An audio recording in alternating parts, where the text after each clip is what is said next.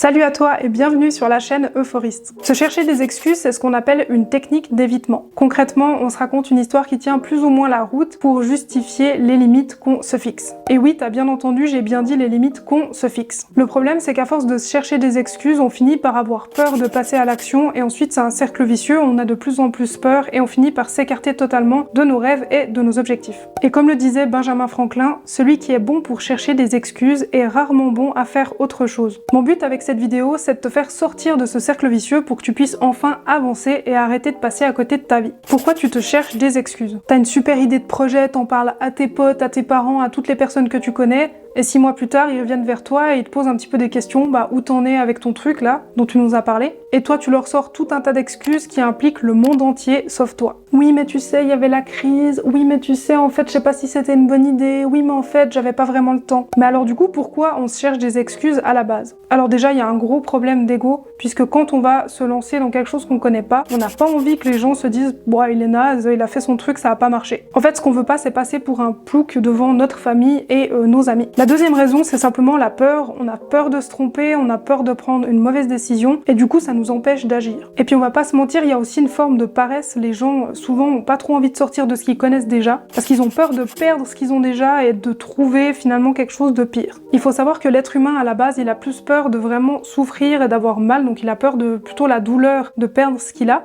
et ça va surpasser l'envie d'aller chercher quelque chose de nouveau qui pourrait potentiellement être mieux. Passer à l'action, bien sûr que ça comporte un risque, mais finalement, en passant pas à l'action, ce qui est sûr, c'est que tu vas passer à côté de ta vie, et finalement, à la fin, c'est toi contre toi, il y a personne qui va t'obliger de faire ce que tu avais envie de faire, il y a personne qui va t'empêcher de réaliser tes rêves, c'est vraiment toi qui choisis ce que tu veux, et puis à la fin, si tu l'as pas fait, t'auras pas d'amende, mais c'est plutôt toi qui vas être déçu de toi-même. Ce qui est sûr aussi, c'est que si tu veux une situation différente, il va falloir que tu changes ce que tu fais dans ton quotidien. Parce qu'en continuant de faire la même chose tous les jours, tu n'auras pas de résultats différents. En fait, le changement, c'est surtout une opportunité d'apprendre et de se développer. Et perso, j'ai beaucoup plus de respect pour les gens qui essayent de changer les choses et de reprendre leur vie en main que pour ceux qui restent sur le bas-côté à finalement se moquer ou à avoir trop peur pour essayer de changer de vie. Et je pense qu'au fond, si t'es ici, c'est que c'est pareil pour toi. Prendre tes responsabilités. On choisit pas ce qui nous arrive dans la vie, par contre, on peut choisir la manière avec laquelle on va réagir. Assume au maximum la responsabilité de tes choix et demande-toi toujours ce que tu peux apprendre de la situation. Apprends aussi à remplacer tes propres limitations par la recherche de solutions. Par exemple, à la place de te dire « j'ai pas d'argent », demande-toi comment trouver l'argent dont tu as besoin. À la place de dire « je sais pas comment faire », cherche exactement les compétences qui te manquent et prends 30 minutes chaque jour pour t'y mettre. En un an, t'en sauras déjà largement plus que la moyenne sur ton sujet. Au lieu de te dire « je suis trop vieux » ou « je suis trop vieille », cherche des exemples de personnes qui ont à peu près ton âge et qui ont réussi. Puis après, on va pas se mentir, dans la plupart des cas, si t'avances pas avec ton projet, c'est qu'il est pas assez prioritaire pour toi. Parce qu'en vrai, tout le monde peut trouver 30 minutes dans sa journée pour avancer en direction de ses rêves. Et en fait, c'est à toi d'aménager ton quotidien pour qu'il corresponde à tes rêves et tes ambitions. Puis si tu te dis que les autres vont te pousser à changer, détrompe-toi, au final, encore une fois, c'est toi avec toi. Donc c'est un engagement que tu prends avec toi-même et c'est à toi de tenir cet engagement. Débloquer ta situation. Par expérience, ce que je peux te garantir, c'est que tout ce qui n'est pas inscrit dans ton agenda va passer à la trappe.